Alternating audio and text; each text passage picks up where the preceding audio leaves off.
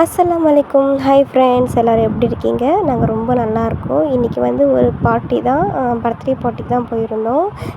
என் ஹஸ்பண்டோட தங்கச்சி பையனுக்கு தான் இன்றைக்கி பர்த்டே பார்ட்டி. வீட்டுக்கு வந்து கூப்பிட்டுருந்தாங்க. ஸோ வந்து அங்கே போயிருந்தோம். ரொம்ப ஜாலியாக இருந்துச்சு. பாப்பா கூட நிறைய விளாட்னா, ஏன்னா பாப்பா ஒண்டியாக இருக்காங்க. ஸோ நிறைய பேர் பார்த்த உடனே ரொம்ப குஷியாயிடுச்சு.